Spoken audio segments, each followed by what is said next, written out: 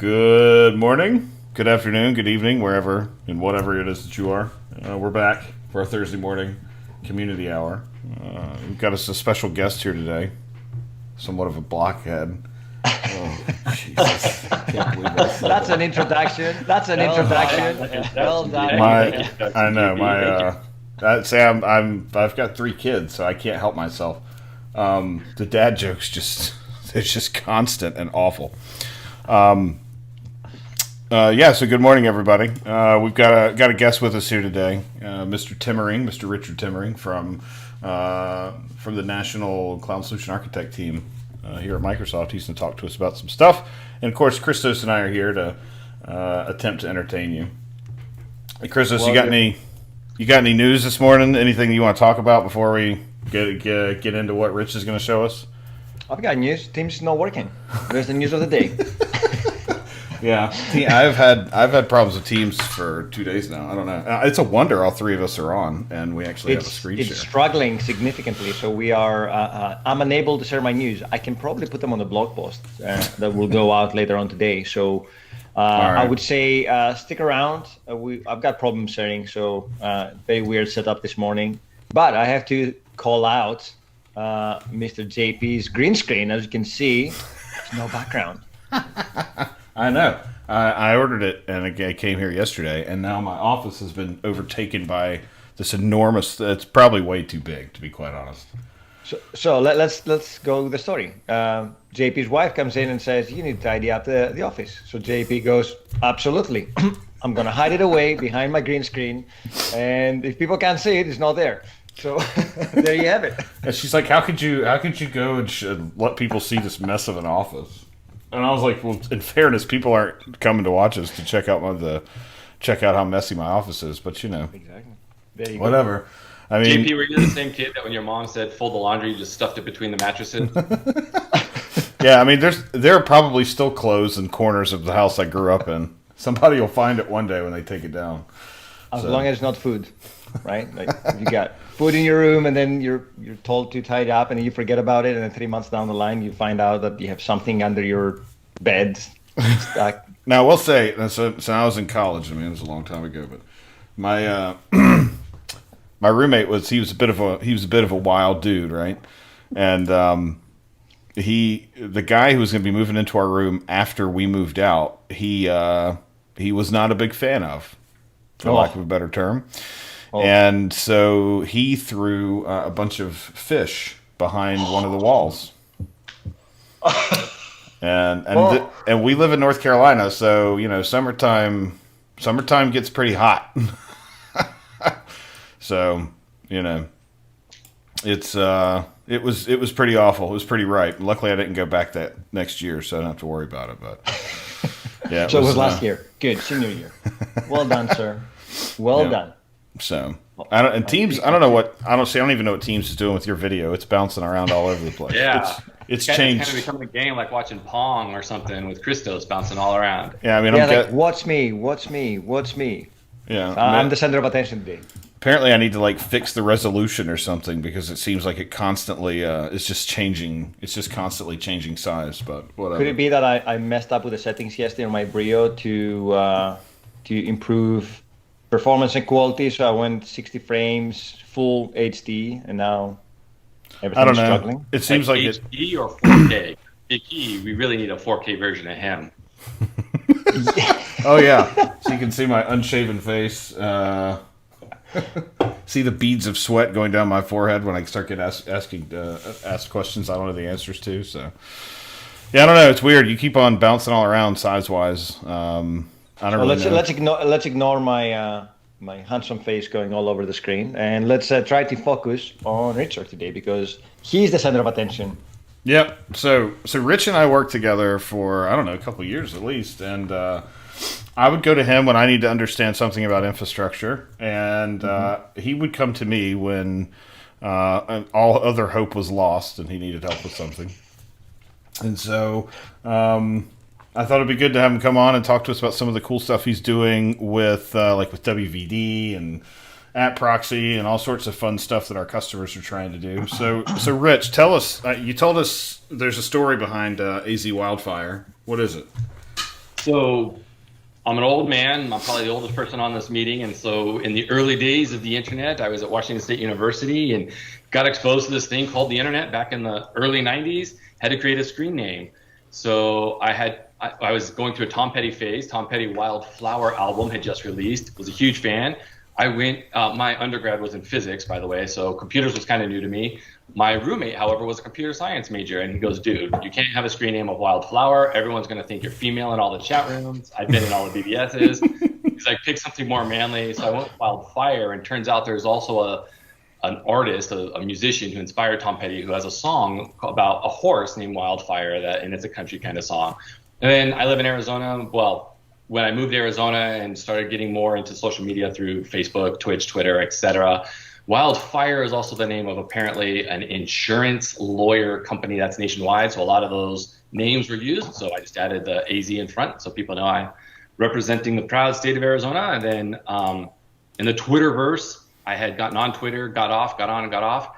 Had to add the number 1 because I couldn't remember my original Twitter handle of AZ Wildfire back in the day. So. Nice. That's how thing came around. It's impressive because AZ almost sounds like Azure. So you were foresight to get AZ in front of your Twitter handle long before Azure came into existence. That's impressive. Yeah.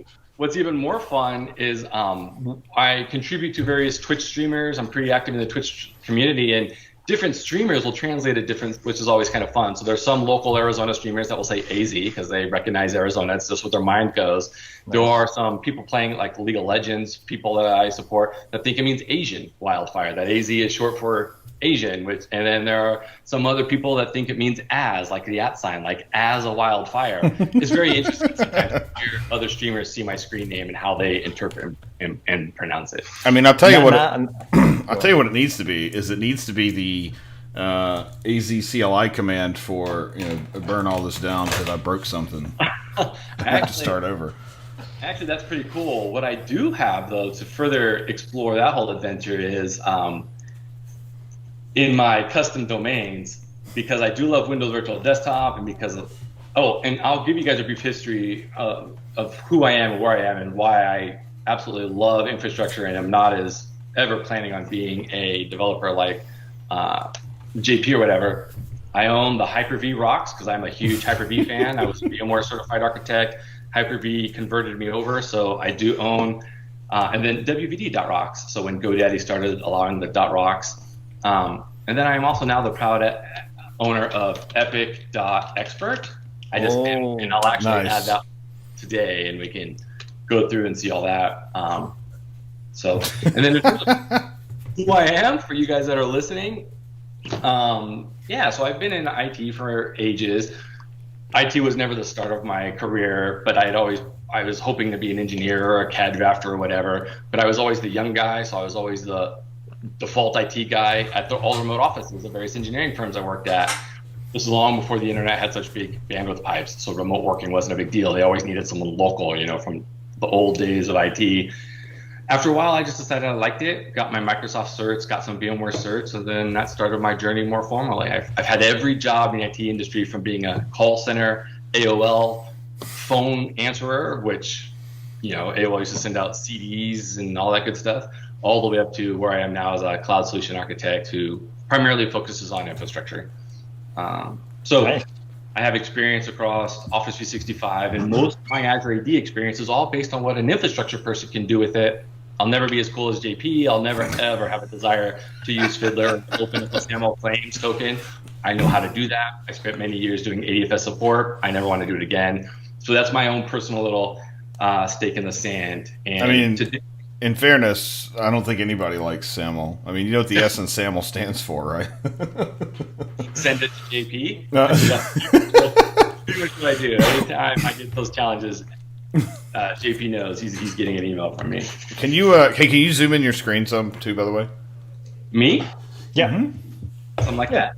Is that a little better? A little bit bigger. There you go. That looks good. There you go. All right. Many people don't tend to maximize their screen inside Twitch, so I've had to it's get nice used to be able to watch on the small window.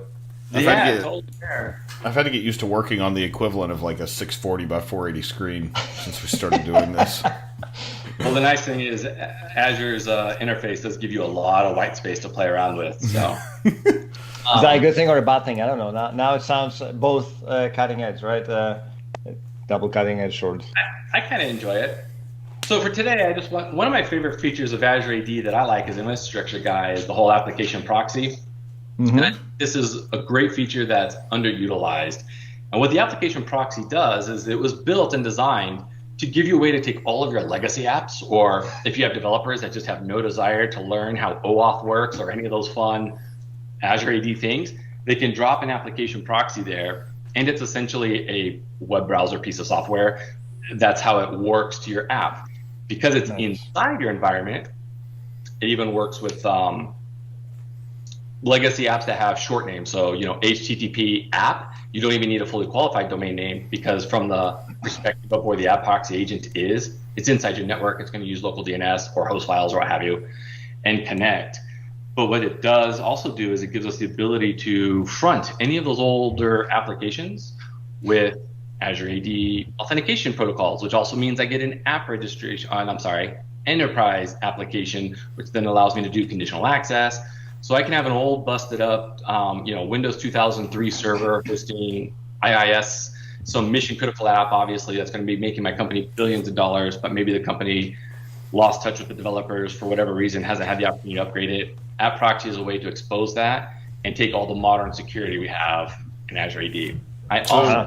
Nice. So what about stuff like Kerberos, right? Because that's how so many of those on-prem apps are done, is like Kerberos and Windows AD. How does that proxy deal with that stuff? Yeah, absolutely. So great question, and I'll show you. But short answer is it solves it for your. There are tons of different techniques we can use to convert it. And also in preview, JP, did you know that we have a PowerShell out there that you can run on premises to convert SAML tokens to Kerberos tokens now? Oh, you can set that up as a scheduled task, and it does all kinds of fun stuff. It's a preview PowerShell. I have no idea what the future plans for it are, but I was wondering if maybe you knew, JP. No, I mean, it's the first time hearing of it. It sounds terrifying, to be quite honest. I mean, it's like protocol soup that's been taken off a shelf after 40 years and dumped together. It sounds absolutely terrifying to convert SAML to Kerberos. I mean, it's also kind of cool, but it sounds terrifying. Terrifyingly awesome. That's what I would say. What's cool about it is that Windows Virtual Desktop has a requirement for Kerberos.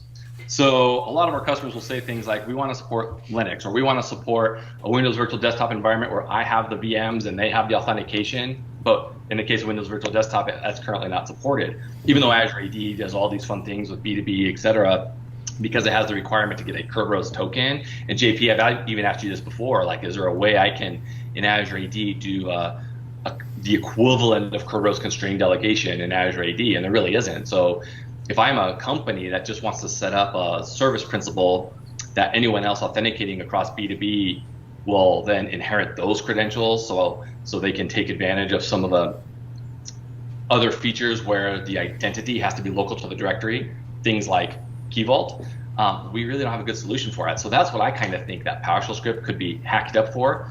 And I'd love to play with that today if we got time too. But I also wanted to give you the warning. I'm a strong coffee drinker. I'm on cup 2, so I'm going to be sounding like a hummingbird for a little bit. There you go, sir. That's what keeps us going, coffee. So first thing I'm going to do is make sure all my VMs are powered on. So let's go to just virtual machines here. I'm a big fan of this top search bar for finding stuff. It's just how I navigate. Everyone else will. Yeah, it's one of the most under-advertised features there, because it can get you to so many things, but people just don't realize that it's so powerful. I agree, and I think, cool, actually, everything wasn't. So I use Spot instances. If you guys are doing labs at home, Spot instances are great because they're super cheap, and if they start to get expensive, Azure will just power them off for you. So I get kind of lazy sometimes and forget to set up my auto start, auto shutdown scripts, even though they're literally built into the portal. I'm just lazy. So Spot instances are a great way for labs to kind of become more financially viable. Yeah, I think I need that, because yesterday I was editing a blog post and my VM shut down before I even committed the changes. So I lost 45 minutes because I was on a schedule at 7 p.m. to shut it down. Anyway. I've been using it for my Unify controller. So I've got Why would you use it? It's a terrible thing. Huh?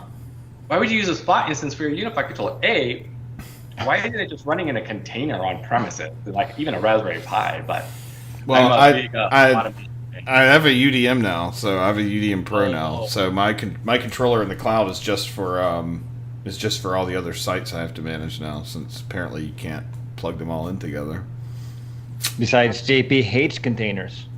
Oh, really? Well, that's fair. I don't hate containers. That's not fair. What I don't like is A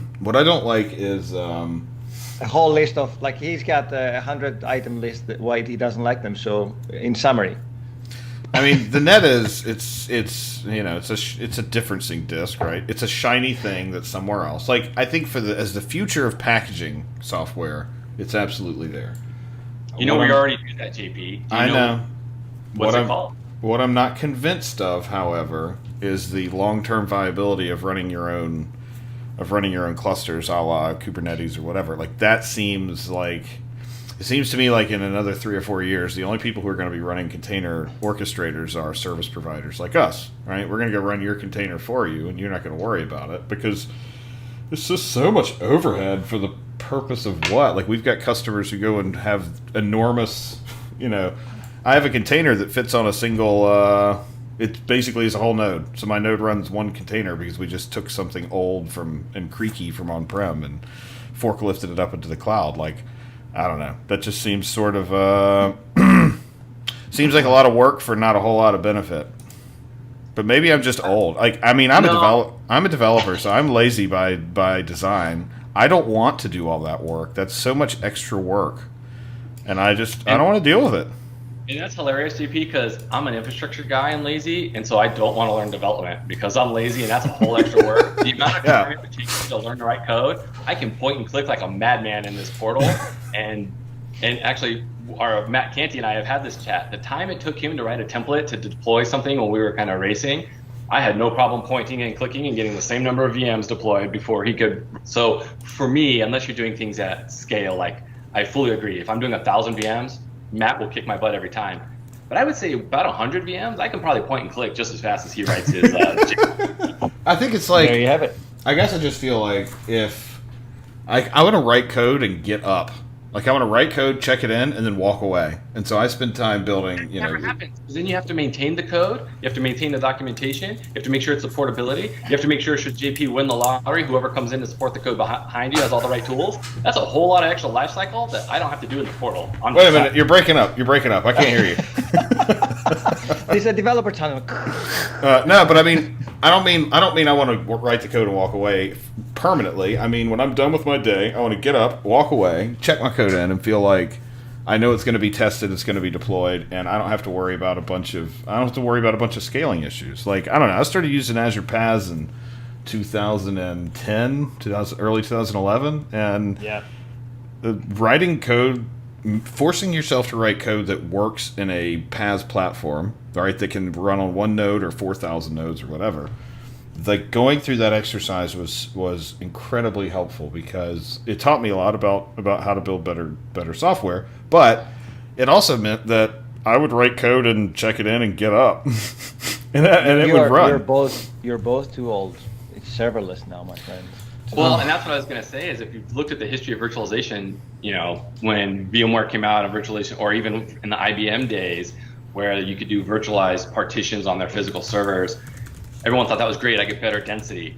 And they loved that virtualization from VMware and Hyper-V gives you hardware agnostic VM OS portability. And then containers just give you now OS portability. So it's just moving up. But if we look at the trend of how long it took, because Microsoft, if you recall, back in the .NET days, and when Azure first came out, IaaS VMs were not part of the plan because they said, why would you want to migrate a VM to Azure? That's expensive, and it is, and that's a lot of overhead, and it is, and that's a lot of work just to maintain a VM. You should just refactor your apps. What we've learned is businesses don't have the ability, the agility, or the time with the competitive market that we're in, just in general across all the industries, to refactor their apps.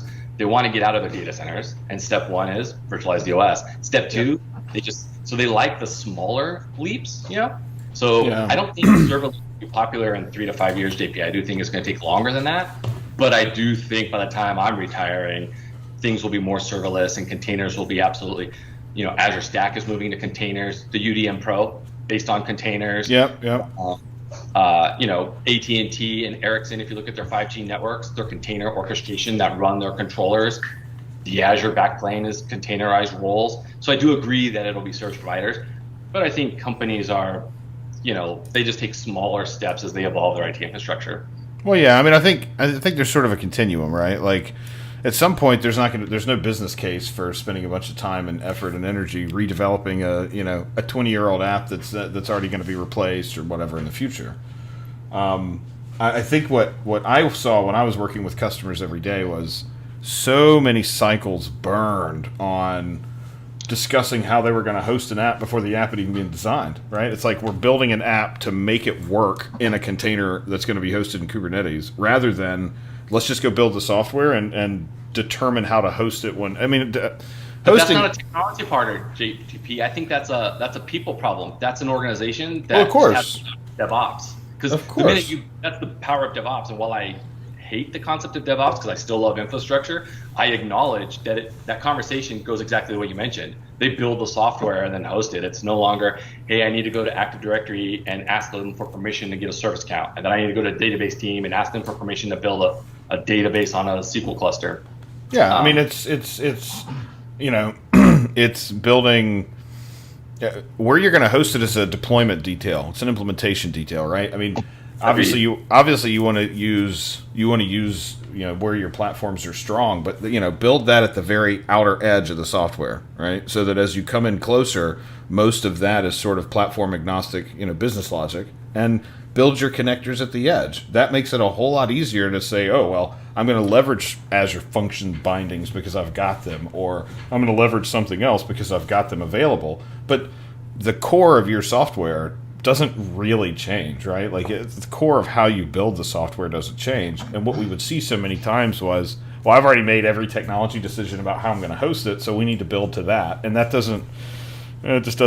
doesn't work out well long term, right? Because then you end up in a place where you've taken this like really hard technology dependency all the way through the stack, and that sucks.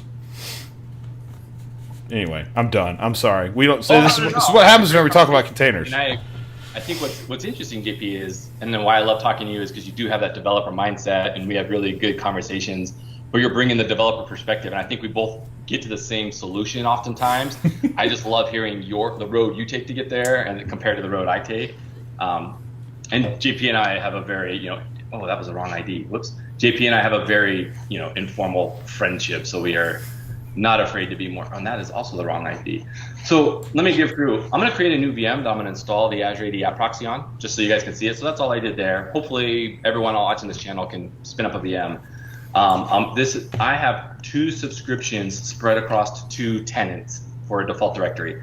This is my MSDN that is linked to my Hyper-V.Rocks. This is my Microsoft gifted subscription where Microsoft gives us a couple bucks a month to play around with.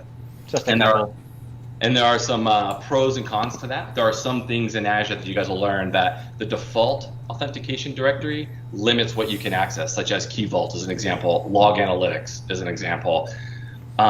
Windows Virtual Desktop, you're going to see some stuff there where you have to do some creative keeping track of the architecture in your mind to make sure it works across this split directory scenario, if I can call it that.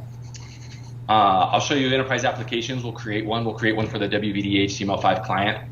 This is my Office 365 tenant. And what I felt like I would show you as well is, if you guys aren't aware of it, if you are fortunate enough to be working for a larger company and you are in their IT or you are in their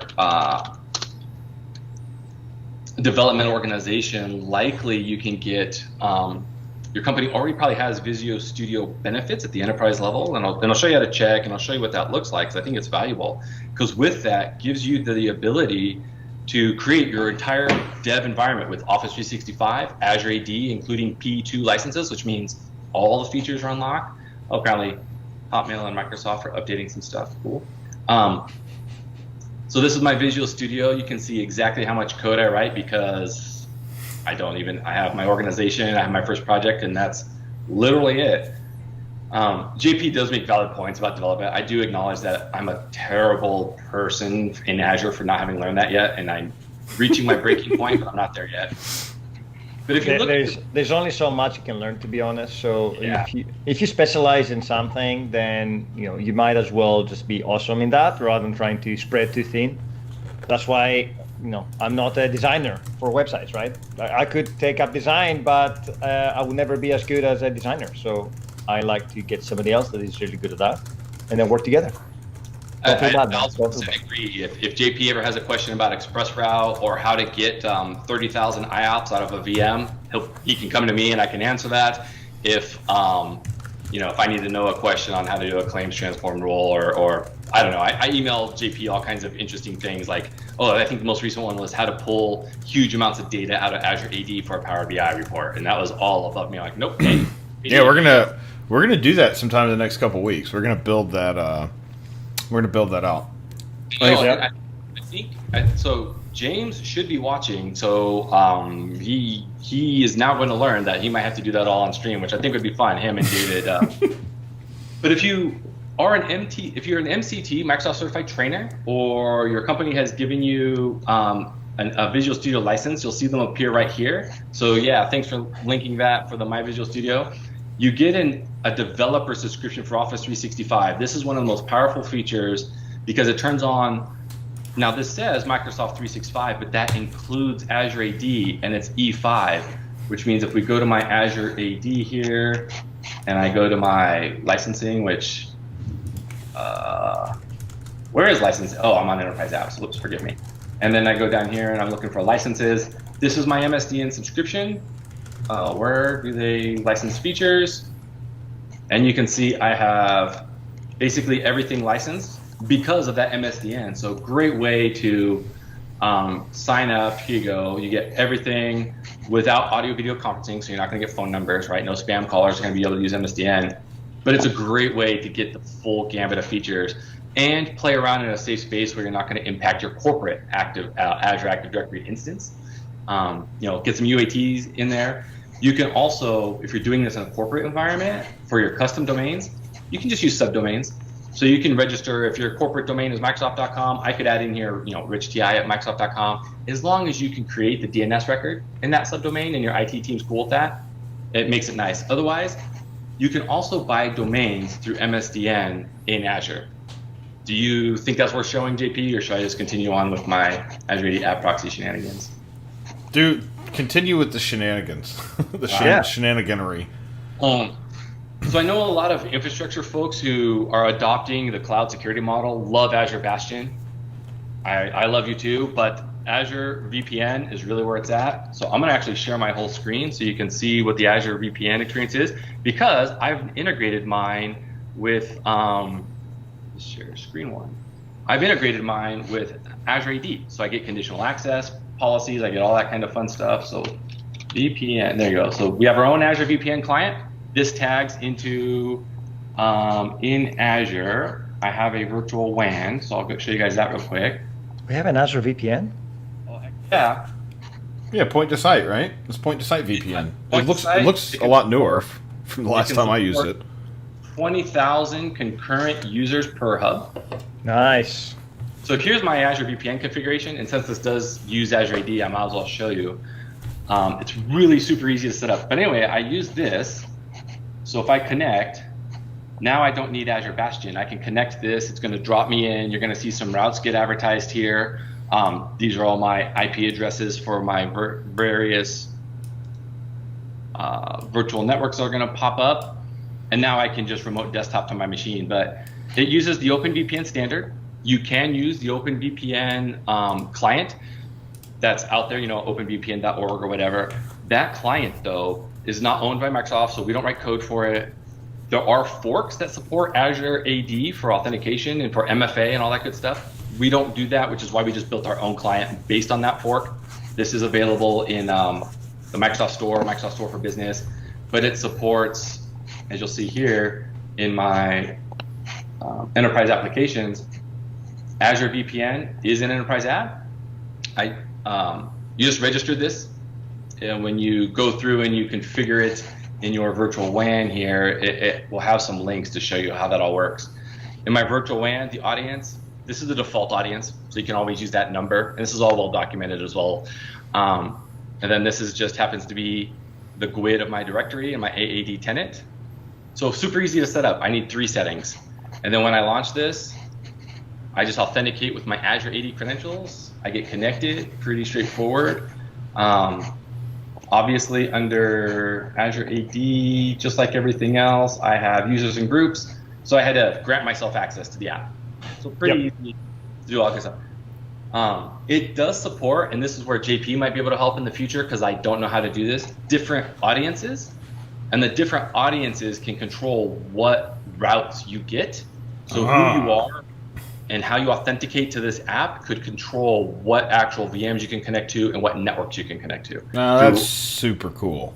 Yeah. I have no idea how audiences work, so that's beyond me. So again, I did the default. So I think it sounds like it'd almost be a separate enterprise app. So you've got enterprise app A, which is we'll call it a prod support, right? And connecting with that VPN client, you've got 15 conditional access policies on that, and you've got access to only the prod subnet or whatever. But then if there's a second enterprise app that represents VPN, it'd be a new app ID, which would be a new audience, and maybe that connects to a test environment only or dev environments only or whatever, and those would have different policies applied to them. So we should try that. That's pretty neat. Yeah, exactly. And you are right. I do know it's a different enterprise application registration, but that just gets above my skill set of what I do with Azure AD. I tend to focus on the security side for identity, PIM, all that fun stuff. But yeah, that's exactly when I was watching the video from our internal point to site team talking about it. That's exactly the scenario that they described, JP. So you're spot on there. Sweet. So here's the private IP of my VM. You can see I have no public VM. So I used Azure AD. I authenticated to my client. Oh, the other cool thing here that I'd like to show is that I'm connecting to my directory through B2B with this identity. I logged in as Rich Ti at Microsoft.com. Is it this one? Because they both have the same name. Nope, it's not that one. It's this one. And this is a B2B object. So I can even with Azure VPN, because it's an enterprise app, it just gives me all those same cool features you get with B2B and Azure AD. Nothing special to configure. I just said, hey, you know what? I'll add JP. If JP wants to log in, I have no idea what your JPDA. JPDA. I hate him because he's got the best alias ever.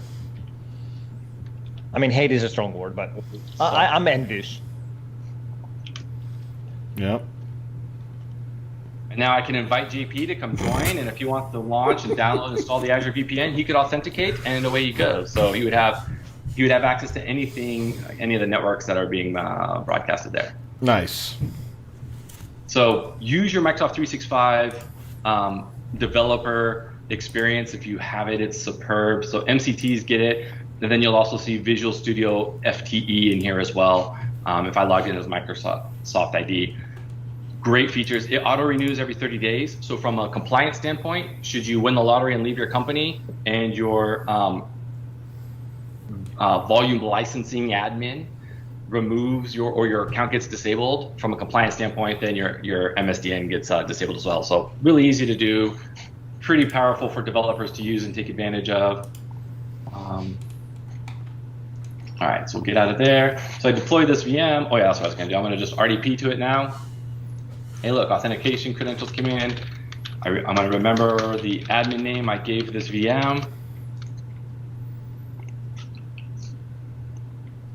So, questions, still securely connect, don't have any public IPs, life is good. That's the other cool thing about Azure AD App Proxy. It's all outbound connections. It uses a reverse connect technology, I think is what we call it, but it's basically the agent that we're going to install makes an outbound connection to the Azure AD Fabric, which means if you're part of the Azure AD global preview, or you do have a global tenant, it will connect to the nearest instance of the Azure AD infrastructure from our global network, which is awesome. It uses Microsoft routing, and what that means is when you're accessing these apps, you're going to connect to the closest Azure Meet Me location.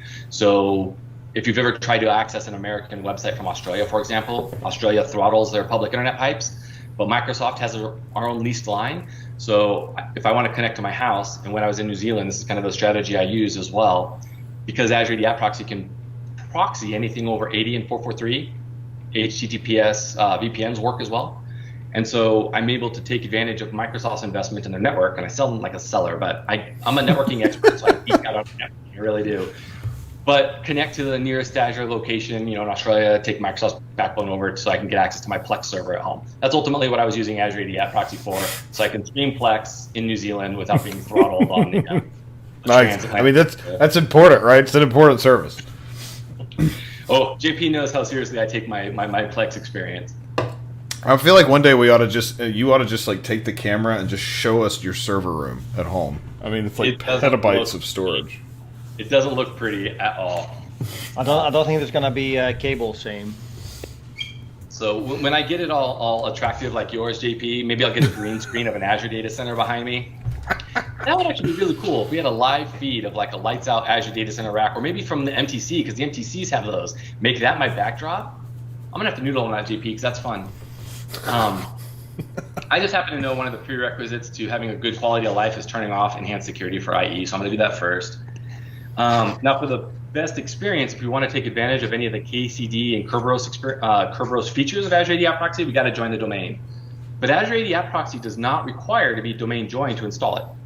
So I could install it right now, and it would still proxy my IIS and my web traffic. That's what I should say. It will still proxy my web traffic just like a web browser. And if you look at your IIS logs or your app logs on your destination, it will look like someone's using a local browser on this machine here that I've called creatively Azure AD App 1.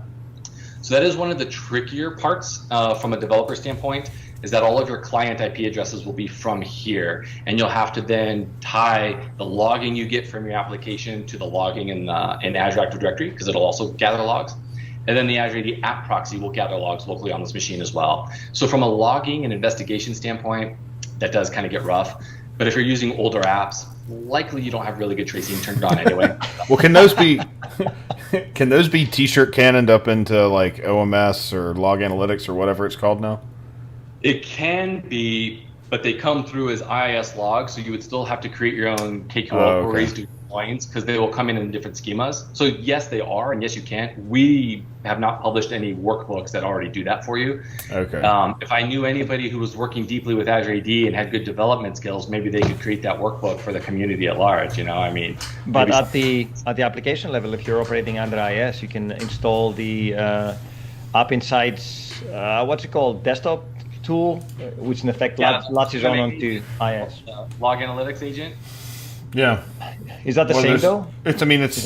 They all go to the same place. I mean, one's right. One's for IIS. Yes. Yeah. In fact, I'll show you, because I even have some of that set up if you want to see. Because I do take all my Azure AD logs and I dump them into Sentinel, Log Analytics, yada yada yada. Very nice. This is all about Azure AD App Proxy. We're gonna geek out on that. And so going back to the fact that you said that everything is going to be on the same IP. So if I have an app that speaks to an API and we need to say do cores, right? Do I need to update that to ensure that everything goes to the new IP now, right? I don't know enough about cores to answer that, but short answer would probably be yes. Mm-hmm. But most apps are going to be behind a load balancer. And so the way you do for if you're going to be using this in production, you're going to want to install more than one agent. And you'll see in the portal, you can create what are called connection groups. And so you can then take a group of agents in Azure will automatically load balance across them. Right. So that will prevent you from creating artificial hotspots on your load balancer, so you don't accidentally get client persistence sending traffic to the wrong place. I don't know enough about cores to know how it works, to know if you would need to update that. Maybe it would probably only matter if the DNS name was changing, right? Because the whole premise of cores is that if I'm in JavaScript in a browser, that I'm not accessing cross-domain resources unless that other domain is expecting it. Yeah. So unless you're using a bunch of IPs, if the you'd have to manage the DNS names appropriately, which I'm assuming you can manage the DNS names that you publish through App Proxy with, right? Absolutely, and you can even upload your own certificate to bring your own DNS name. Yeah, nice. So I think like you'd probably want to, if you could maintain your DNS names, then hopefully you wouldn't have any changes. But if you had to change them, then at least you could, because all it's really going to do is sort of reverse proxy back to the server, and as long as the DNS name is the same to the browser client, then cores hopefully would stay the same. It shouldn't be any issue. Very Absolutely. nice. And so that you can do, because again, even host files work. So if I dropped a host file on this machine, because the agent is running under the context of the system, it's going to evaluate host files first. So if you are doing something with DevOps and maybe your internal name resolution policy is causing some friction and you need to get this app sooner, or you just want to do a dev test app, throw a host file on the Azure AD App Proxy machine, and that resolves and that works, so you can maintain your, while you're waiting for your change control and all those other things. I'm going to just initialize my disk before I reboot this bad boy. Is it domain join now? It is now domain join. Sweet. Now, what kind of config do you have to do for Kerberos constrained delegation? Like, do you have to do that, or does App Proxy setup do it for you? App Proxy setup does it for me, and I'll show you where that's configured. And so I'm just going to restart this. So while this is rebooting, it's going to kick me out of RDP. Let's publish an app, and I'm going to actually just publish. Hey, you know what? Let's publish Twitch.tv. But you know what? I don't want to go to Twitch.tv. I want to go to Twitch.hyper-v.rocks. Okay. And I want that to then be Twitch.tv. And I'm doing this on the fly. I have no idea how it's going to react to Twitch TV. So while I'm waiting for that to deploy or to reboot, I already know what the app is I'm going to do. So I can go to Application Proxy, and I'm going to configure an app. Now, when I install the new one, it's going to go here. Here are the connector groups. Here's where you can download it. I'm going to download it locally on the machine. I already have one set up. We'll create a new one so you can kind of see what that looks like. But I'm going to create a new app. Yeah, so it's interesting, too, because essentially, I mean, the reverse proxy agent is sitting in your network, right? And that proxy agent, I mean, if it can resolve a name and connect to it, it could connect to anything. It doesn't matter what it is. And so... And like, because I know we've got lots of customers, vendors, partners, whatever, and they've got IP restrictions, for example. Like, they'll say, oh, well, this is the range that we're coming from, so this is the range that we can use, and you could use this for that, right? If it's an externally hosted app, you could still connect through this, even if it's like a vendor thing that you bought, and the proxy is just going to proxy it from your network back.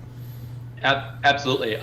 So I do a lot of stuff with security, and I have a lot of really deep, good conversations with real security teams. And when I show them this, they start to panic, because from their point of view, I say this security is ridiculous in the cloud world. If you have vendors that are selling you zero trust networking, they're liars. Now, zero trust is real, and zero trust is important, but zero trust networking is a lie in the cloud. I can't stop Russia from changing BGP advertisements and shifting networks around. That does happen. That's real. I can't stop Equinix from fat fingering a BGP route and sending all my traffic through China. That's real. That's happened to Azure customers before. But what I can do is control the identity and control the endpoint attestation settings that, with Intune and Azure AD. So that's why I try to say that's where you need to start. Be really strong with locking down the identity. Passwordless that's why that's such a big thing as well. So the internal URL from the reference of this machine, what are we going to? Well, we're going to is Twitch HTTPS? It is HTTPS Twitch.tv, and in fact, I'm going to make it so that they can only go to this. Is it MSI? DDev. There we go. Oh, you're missing a D. Two You're Ds. missing a D. Oh, I'm missing a D. Okay. MSID dev. There we go. What? Now You're still missing a D. Oh, no, you're not. I'm sorry. I'm watching the wrong stream. I'm an idiot. That's okay. We're back now. I'm back. All right.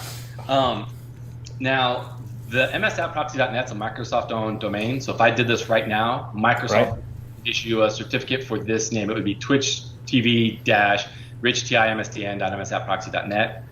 Because I've already authorized a bunch of my DNS names, they will automatically drop down here. So let's do hyper-v.rocks. Sure. Mm-hmm.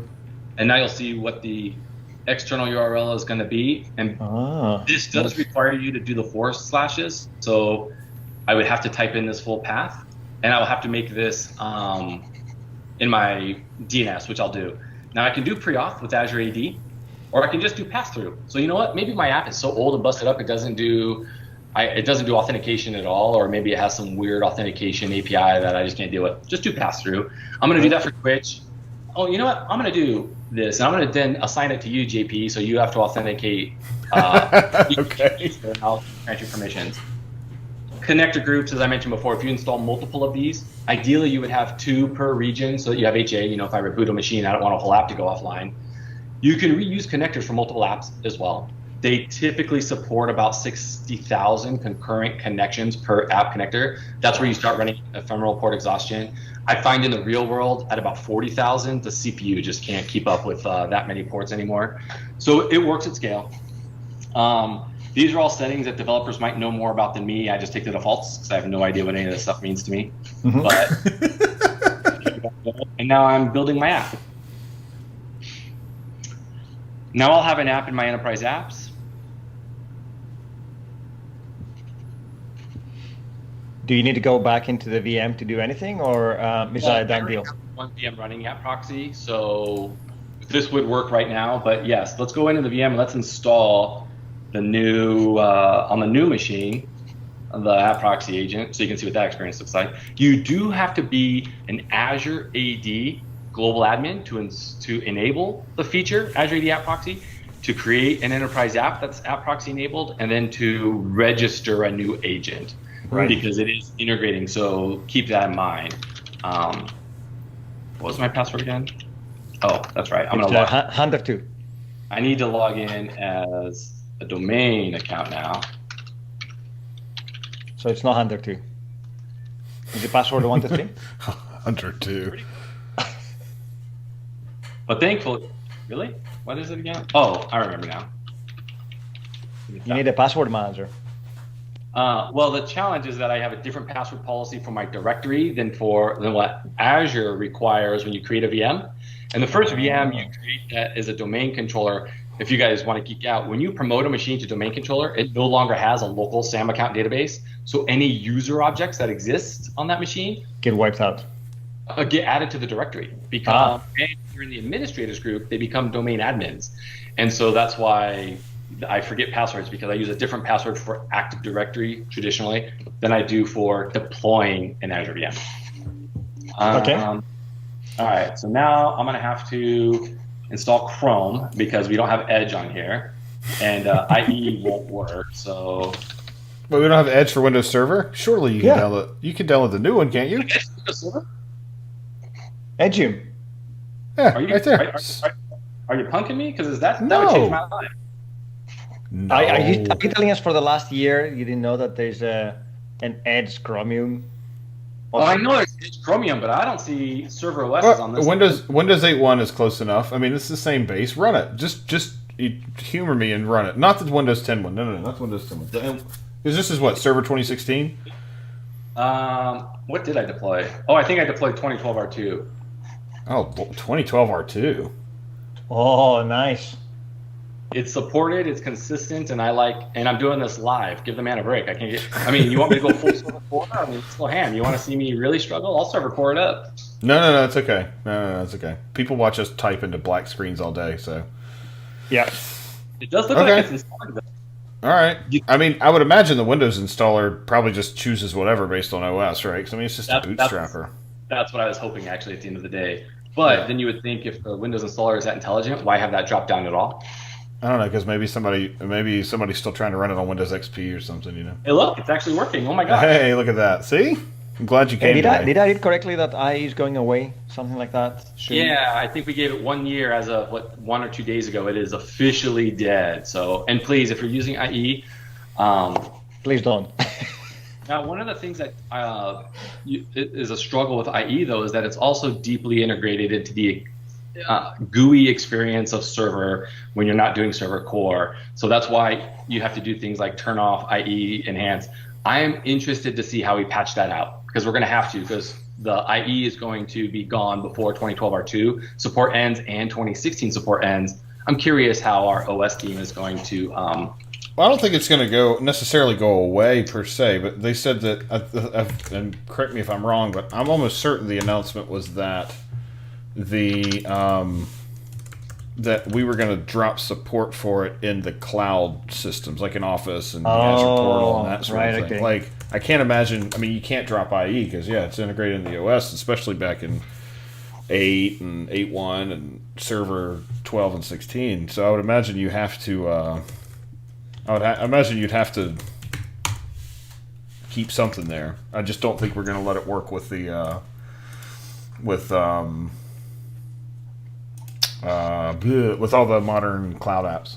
You're probably right. And I mean, honestly, you shouldn't be allowing people to use. Well, people should not be browsing the internet from a server. So this machine, a member machine, and would technically be more. I would classify this as, from a security standpoint, since I'm installing an app proxy on it, I would treat this just like a desktop from a security standpoint. But yeah, I mean, people shouldn't be browsing from their servers. And I can give you the whole technical reason why remote desktoping to a server in production is a really terrible thing, especially if you're running high performance workloads, because of how Windows handles user mode RAM management versus server mode RAM management. In general, if your server is healthy, don't RDP to it. Use remote PowerShell. Use remote MMC. Use Windows Admin Center if you want to. Oh, that's another good app to publish through Azure AD App Proxy. I can publish Windows Admin Center and have a secure front end for managing across Azure Arc, across Azure. I love Azure Windows Admin Center. Hey, so can I install App Proxy without a UI? Is there any silent install option? Because I know you have to sign in. There are silent install options, but it currently is not supported on Server Core because it needs .NET Core. But I learned how to enable on 2019 server GUI support for things like MMC. There's an MSIX package you can install. And I'm actually curious to see if App Proxy, and maybe I'll install that. I have that server already set up. Maybe I'll give that a shot today too. Anyway, this is just how I download it. I also could have downloaded it from here and done a copy and paste through RDP, but I find this is just as fast because RDP for file transfer as a protocol isn't one of the best. So now I have to log in with my Azure AD global credentials to register this. And so this would follow any of the same authentication strategies you have set up in Azure today. So if I had conditional access set up and I was doing MFA, or I was doing Intune, or I was doing risky sign-in, all of that's evaluated here at the registration process. Well, we could set, and then because you get an enterprise app that from the one that you're publishing, you could set policy on that too, right? Absolutely. Yep. Sweet. So it was successful. It will take a few minutes for it to pop up here. I'm surprised there's not a refresh button here. So we'll go up here, we'll come back and refresh. There it is. You can see the public IP it's coming from. So this kind of gives you a hint as to, what. So now you can see this is the IP, Azure's natting to that one and that one. These are both Azure machines. So now I have two objects. So what did we do for our app again? I forgot. Let's see. So we go enterprise application. We want to do Twitch. Well, I need to create the DNS entry, so that's next. So I call it Twitch something, right? Okay, so here's what it looks like under my enterprise applications, which means if I drill in here, I can go conditional access and create attached policies. I can see the permissions here. These are the permissions that this particular app needs. Obviously, it's going to need, if you're using Azure AD to pre-auth, it needs the ability to read your directory so it can pre-authenticate people. Pretty simple there, but all of this stuff applies and it's at the per app level. Now, it recognizes it's an app proxy, so it's going to add this blade here too. So we can see all that data here if I want to. Ooh, test application, that's new. What's that do? Oh, it's just going to launch it. Okay, fair enough. I do need to upload a certificate still. Oh, hey, look, I've already published some apps and I've already uploaded my wildcard cert. So I'm going to just select it here, right? Please. Is it just going to use it for me right away?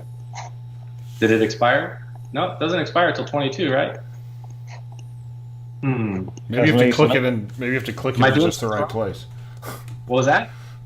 Maybe you have to click it in just the right place. Yeah, why can't you reuse the one that you've got? That's did you choose? and I don't know why this is being grumpy with me, because you can, if you've already uploaded it for apps in the past, it's saved in Key Vault for you. We'll come back to that. We'll see if it's just already attached it maybe. Down here, this is important because I'm doing a custom domain. I need to do a CNAME DNS entry. So it's going to say, hey, match twitchtv.hyper-v.rocks to this CNAME. So I'm just going to copy that in my Word. I'm going to go to GoDaddy. God forbid if I can remember my credentials here. And what is it? I think it's like everything else. Is that my login? Nope. Is that my login? Nope. All right. Well, I do have it saved here, so.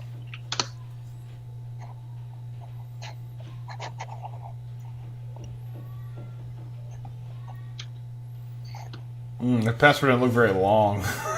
It doesn't have to be long. It has to be complex. And password 123 exclamation mark. No, it's definitely not that simple. All right, so here we go. So now I'm just going to add that DNS record, and it needs to be what kind of DNS, JP? CNAME. CNAME. Yeah. The host is what? What did I call it again? Twitch.hyper-v-rocks, was it, or was it Twitch TV? I don't remember. I don't remember either. Let's see. It was Twitch TV. Twitch TV. All right. That's the host name, and this is just how GoDaddy works. It's going to append the suffix. It's going to point to that CNAME. Make sure I don't have any trailing spaces or inappropriate characters. There we go. Hit save. GoDaddy is usually pretty quick, so we'll just do a quick NS lookup. Oh, actually, I can't do that. I need to do this one. And we'll see if it's twitchtv.hyper-v.rocks. Is it updated yet? Cool. There it so is. Nice. All this other stuff is showing how Azure is doing all the load balancing for me. So Azure did a traffic manager lookup, which then found the nearest data center that had my identity in it, that has my Azure AD, found the nearest pair of proxy endpoints on MeetMe's. This is all geeky stuff for those of you that love networking. Then found what the internal alias was, and then mapped it. So I'm going to go to that IP address being hosted in that cloud app. Nice. And so, hey, cool. It's funny too. CloudApp.net. That's what the old V1 worker roles and web roles used back in the early versions of Azure, I guess. Yep. And CloudApp.net is still very much alive and well. So we go there, and then now we just go to it, right? Yes, but actually go to it. JP, do you want to share your screen and go to it? Sure. Yeah. Hang on. It's going. I think it's fair because I want you to see this experience. Go to it. All right. Hang on. Hold on. All right. So now this is my screen, right? Yep. Yes. So all right. So it's Twitch. There it is now. twitchtv.hyper-v.rocks, and I'm using my corp account. Oh, I got to put I have to put what is it? MSID dev at the end. No, you don't. It should still take you to the homepage of Twitch. Well, it 404'd me. Okay, so I got a forbidden because you haven't added me to the app. I haven't given you any permissions in Azure AD yet. Yep. So yeah. I forget that step all the time, and so do my customers. And they're like, "Yeah, it's not working. You lied to me. You said it was great." And I'm like, "Oh yeah, well, we forgot." All right. So so you're back now. So show everybody how to do that. Yep. So quickly, because I have a meeting I'm late for. All right, fair enough. So back in the application, we'll go to users and groups. And I'll add a user. And did you accept my invite, JP? Do you know did. what? Does everyone know how to accept an invite if they don't have email? It's an email, right? You just get an email. No, if you don't have an email, if I invite the username that doesn't have an email, the easiest URL to remember is just go to myapps. Oh, right. .com. Okay, hang on. Domain name. So if you want hyper-v.rocks, it will then accept the invite for you. So if you ever lose that email or you want to invite someone who doesn't have an email address for their Azure AD username, it's just myapps.microsoft.com /name of the domain you want to join. And it will automatically Hey, look, I'm here now. It looks like I got redirected. So I went to Twitch TV. Redirecting you because I did Azure AD pre-auth. It probably replayed your token, and there you go. Okay, so let's go look at network and see. I will let you do all that fun stuff because that's Network. beyond me. All right. Hang on. So I'm gonna put me in here. Go to your thing. Cool. All right. So, oh God, stop.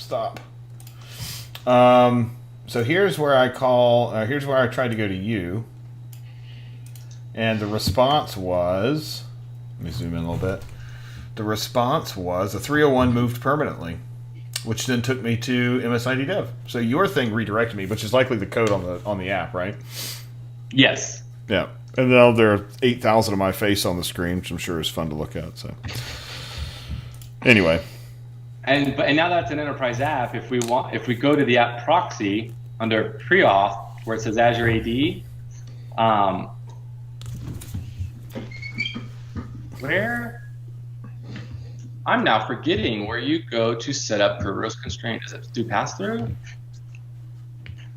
In the configuration, Well, I had to sign in, right? Like there was nothing I could do. I was required to sign in because we had pre-auth turned on. I mean, pass-through I would think would be when you've already configured the app to use something else, and so you just want to pass. You just want to run through it and just want it to proxy without requiring authentication before to even connect, right? Well, when you would do Azure Active Directory, it used to give you the option then to say, do you want per rows constrained delegation, all that good stuff. And I'm trying to remember. They've changed the portal since the last time I published an app, so I'm just trying to figure out where those settings are now, so we can show you how to do Is that in single sign-on over on the left? It might be. Cool. Here we go. You're right. So that's where they moved it, which is awesome. So now you can do Windows integrated auth. Yeah, I think that's where you do the Kerberos stuff. I'm gonna step away for. I'll step away for a minute. I'll BRB. But go ahead. Right. Don't wait on me. I'll be right back. I actually don't know. I play around with this a lot. So what I can do is, how am I going to test this? Because JP doesn't exist as a user inside of. Oh, I can do that. I can choose the SPN, right? Mm-hmm. And my SPN could be the name of the machine. I'm trying to think of how I can set this up. Let's see if we got good docs that are going to walk me through it. So this is kind of how it all works, but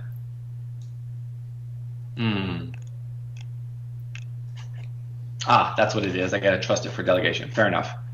So I'm going to, whoops.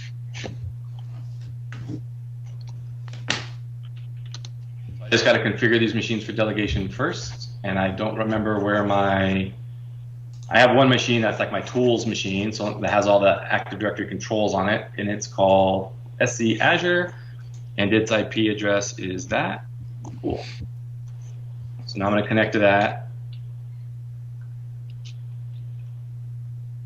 It is running, right? Yep, still running. Why is that struggling? Is my connection's up?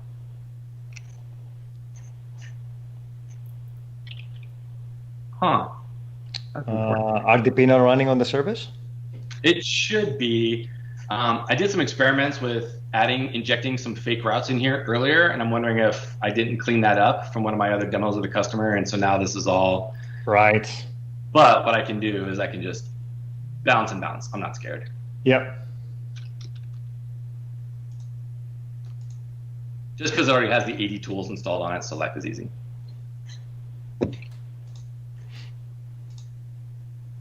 But that's what I love about Azure AD App Proxy. I mean, in this example, we showed how I can take an external URL and put my own tag on it. From the end user's point of view, now you're able to brand it and do anything else you like, control your own conditional. So I could basically say, if I want anyone to access Twitch from my org, they have to go through conditional access, I can do that same thing with the portal.azure.com. I can do the same thing with Hyper-V's, HTML5. And the nice thing is that we just announced that the conditional access now will support all apps by default. So you also get legacy apps as well. You don't have to explicitly go and turn it on, which is great. I think that machine's offline or upset. Let's see. Do we have any? Let's see. What do we got under service health? Resource health. It says it's fine, but it Hmm. had a health event the other day. So, you know what? Let's get a good old reboot.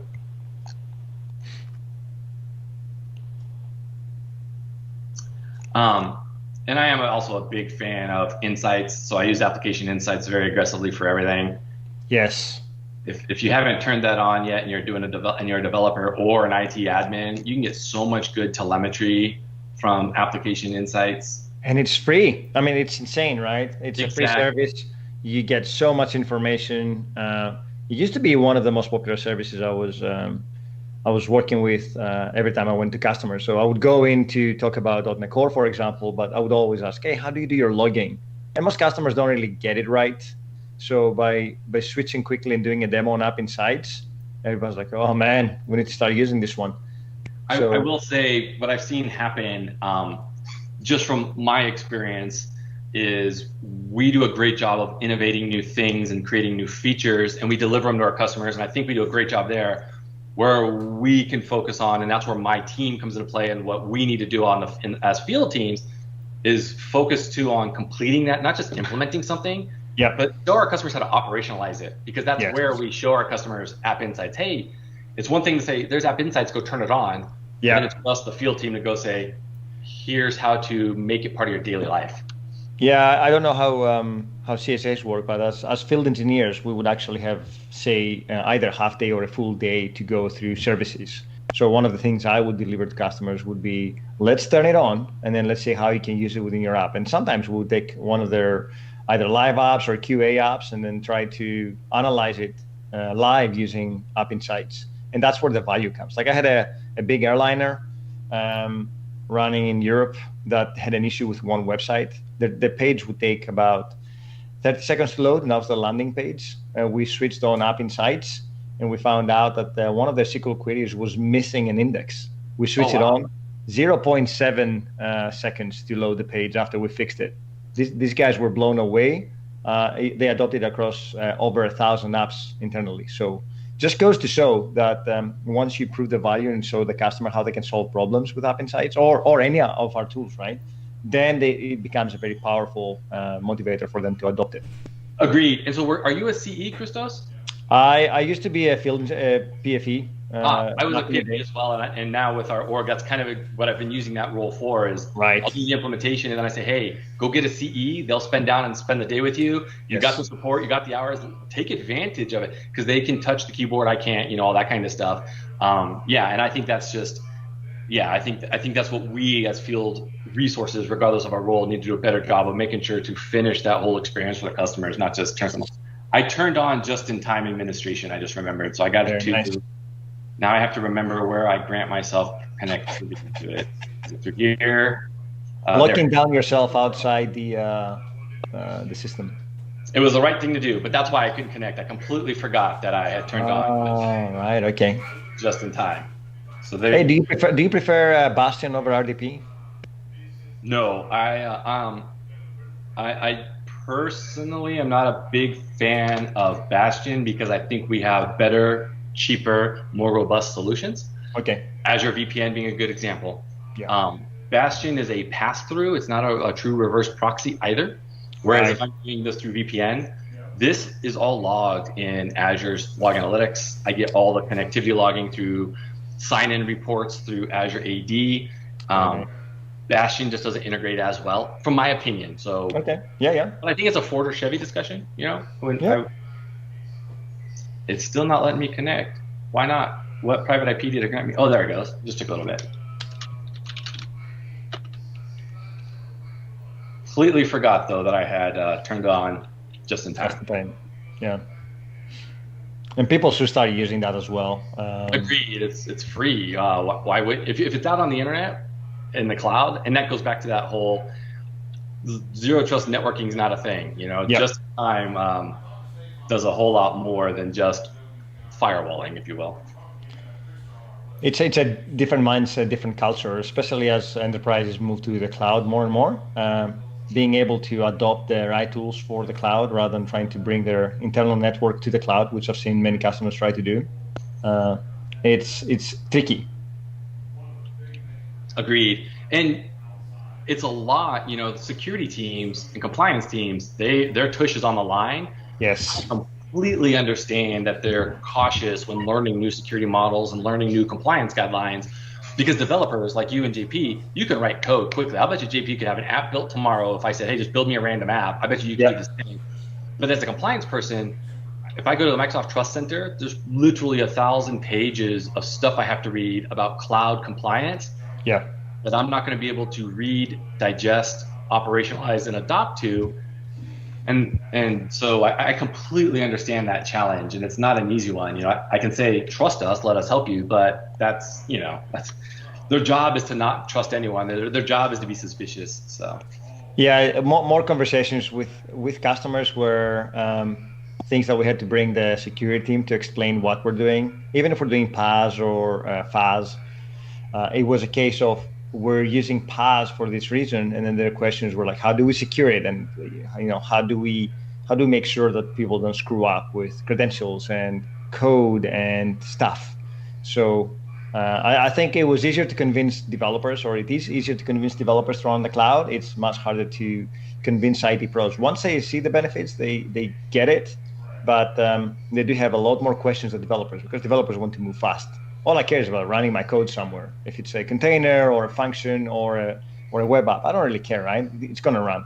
But the IT team has to maintain and support and make sure that you haven't screwed up. Much bigger conversation. Absolutely. And I think it's even more complicated because there's not a holistic answer. In a data center, I could say these are my holistic data center controls in the cloud. How you lock down Cosmos DB and maintain and secure it is different than how you lock down Salesforce, is different than how you lock down Azure AD. So my heart goes out to them, and I empathize a lot with them. And I think, honestly, that has given me a lot of pull with, and we did twitch.tv.hyper-v.rocks. So you're missing a colon and one more. SPN. That's just how SPN format works. Okay. Gotcha. Yeah. So no, you're absolutely right. That's just how SPN. But how do I want to? Do I want to do SAM account name or user principal name? How do I want to do this? Maybe explain what the differences are, and then. So user principal name means when you log in, it's going to be, in JP's case, jpda@microsoft.com is going to then be passed through to Active Directory on premises. So I could create a user object for him. I can set that fake UPN. That's just a whole lot of work that I'm not sure I want to do.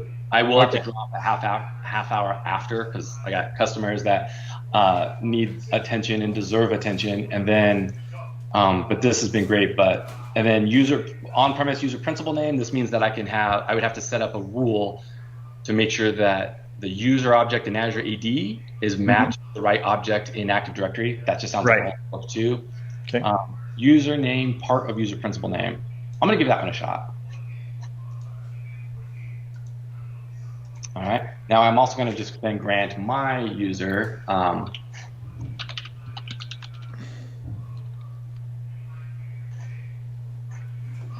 There you go. So now I have the ability to use that app too. Yep. And let's see if this works. So it was twitch.tv.hyper-v.rocks. Let's see. Oh, HTTPS. Yeah, we don't do redirects. You'd want to build a. Now, if you do a redirect, this is just one of the quirks. When we created this app, in the properties, you can only put one URL here. So you would create another app without the S, and that app usually redirects. Right. Visible to users. Oh, and when it says visible to users, this is what's published in myapps.microsoft.com. And myapps.microsoft.com is another thing I like to redirect to myapps. Did I spell that right? I did not. Is another one I like to publish to maybe myapps.hyper-v.rocks, so I still get that personalized experience. I'm not going to going to Microsoft URL, Yeah, that's extremely powerful there. So then where is Twitch? There's Twitch TV. So if I click it from here, what happens? Let's see. Should pass my credentials through. Oh, I guess it's going to prompt me again. That's fair. Incorrect curl was constrained. So I'd have to figure out what I did wrong here and fix it. I checked that I didn't add the SPN to those machines. Gosh darn it. All right, so come in here. What's the easiest way to add an SPN? I think I should probably just do the set SPN. And I forget the syntax there. Set SPN dash register, and I want to do HTTP. Twitch TV, isn't it? It is, but I'm trying to remember. Yeah, okay. HTTP twitchtv.hyper-v.rocks, and I did Azure. What were the names of those computers again? Let's double check that because I forgot.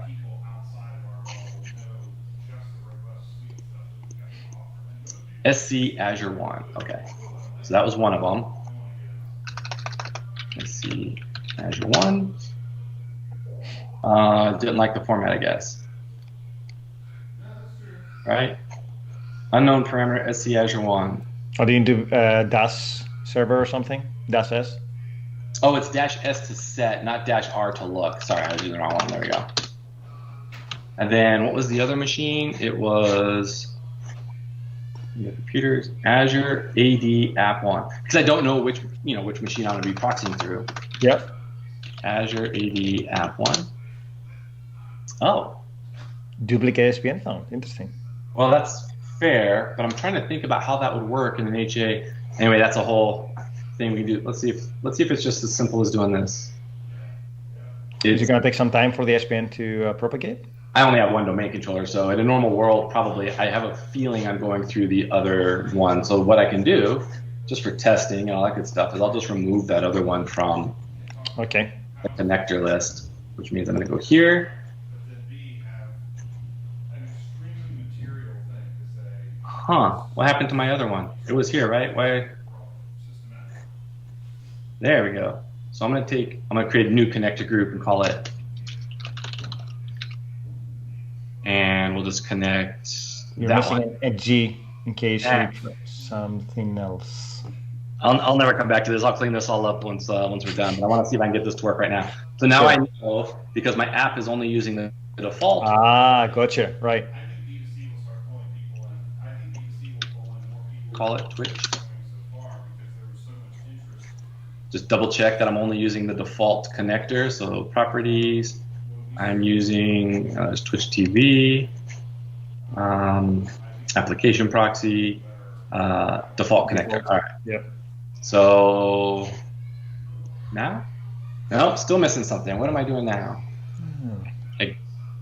And user and authentication protocol selected. If there's only a single instance of the SPN. Check to see if the domain policies and max size occurs. I know it's not that. Oh, I don't have it in an A record in my internal. Well, no, that shouldn't matter actually. I would want to go through and have to troubleshoot this, but yeah, when you troubleshoot it and you get it all set up, then I can have constrained delegation. Twitch actually also, the website doesn't care about Kerberos tokens, so that might come into play too. Okay. But yeah, I mean, that's Azure AD App Proxy. Very, very clever way. Take advantage of this if you have an MSDN, if you're an MCT, or your company has Visual Studio Enterprise licenses. Take advantage of this E365 trial tenant because it includes all the Azure Active Directory license features, so you can develop to your heart's content. It gives you a Office tenant as well that you can develop against if that's. But if your company does not have, or if you're an indie developer, you can actually go to Microsoft Developer, Microsoft Office 3, sorry, it's like Microsoft M365 Developer Program. If you want to browse into that, then that allows you to actually create a test M365 tenant. It gives you Office and Azure AD and SharePoint and Dynamics. Allows you to play with all these things. It gives you dummy data as well, so you can have a properly populated kind of an Azure AD tenant, and that allows you as well to play around with Azure AD and SharePoint and Graph and our libraries without you really having to worry about your company provisioning you a Visual Studio subscription. There are lots of ways for you to play around with our tools, so make sure you check this out. That's actually that's good to know, Christos. Thank you, and thank you for having me here. I mean, I know we chatted and kind of kept it informal, but it was fun, and I think yeah, I mean, there's a lot of cool things that even an infrastructure guy can do with Azure Active Directory. So Yeah, absolutely. In fact, next week we have somebody that is building infrastructure as code using Terraform and Azure AD. So we're going to be learning about the DevOps side of Azure AD and the Microsoft Identity Platform. So it's not just coding and authentication. There are very many facades into the Identity Platform. So Richard, we really appreciate you coming on today and showing these things. I learned a ton, and I'm not an infrastructure guy per se, but it's useful to know these. And I even found out about Azure VPN today, which I didn't know we had it. No, awesome, man. Yeah, and that's why I love watching you guys too, because JP, you guys are both just great personalities and good people. But even though I might reject my inner developer gene, I do like watching what you guys are doing and trying to learn and trying to see what a day in the life of a real coder kind of looks like. So I appreciate you guys contributing to the community and being part of and then having this channel out there for us to look at. So thank you. Yeah, you're welcome. And if in the future you have anything else interesting to show us, then feel free to drop by. We always welcome people to come and show what they're working on with, or what our customers are working with, and what have you. So. Yeah, and I think we're going to do that with our customer who wants to build Power BI reports based on Azure AD data, because we have some really cool things that they want to see there. So JP and I are finagling with those folks, and it'll probably be a week or two out. And we also want to make sure we get customers' permission, because I would love to have the customer contribute. But if not, we'll do it against one of our tenants and just do kind of the same process. So very cool. Well, have a good one, and until next time, I'll talk to you guys later. Awesome. Thank you for your time, man. Just in time. Thanks for coming, Rich. All right, everybody. So I guess we're back, Tuesday? Tuesday. What are we doing on Tuesday? Remember, we got Niels Fransen. He's a CSA as well, so he works in the field, and he's come to talk to us about Terraform, DevOps, and Azure AD. So we're using the Microsoft Identity Platform to showcase how you can do secure DevOps, and it's going to be super exciting. He's got a whole set of things that he's going to be deploying, and we can't wait to have him. Awesome. And then we're going to build anything on Tuesday afterward, after Nils' session? I am actually catching up with him right now to see how long he's going to take. I did say to him he can have all the 3 hours if he wants to. Okay. So it's totally up to him. If we have more time, then we can definitely build something up. Maybe we can keep it a surprise. A surprise is a great. A surprise is a great way to say we don't know what we're going to do yet. Well, we have a whole list of things in the backlog, so we can pick something from it and then maybe start working on something that we can complete within the allotted time. That's a good idea. Yeah. So, all right, cool. Well, hey. Thanks, everybody. We will be back on Tuesday morning. Let's see if we can find somebody to go and I guess we need to find somebody to go and raid, huh? Let's see if anybody else is. Let's see if anybody else is online right now, and we'll go. Jeff was online while we were presenting, so he might still be online. I need to.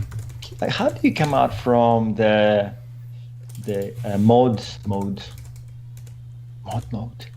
Let's see. So we've got. Let's see. Yeah, let's see if Jeff is still on. Yep, he is. Let's go over. Let's go over and see. Developer as well. So it's up to you. And Brian Laguna is I think InstaFluff's live. Let's go over and see him today. Oh yeah, let's raid InstaFluff because he's actually streaming with us next week. He's on the 26th. He's got a session with us. Ah, very cool. All right, well let's go to let's all head over to InstaFluff, and we will see everybody in 4 days. Tuesday morning. Yeah. See you then. Yeah, absolutely. Awesome. All right. Oh wait, I always hit the button too late, so now I have 10 seconds of awkwardness waiting for the button to light up. All right, let's go. See you, everybody.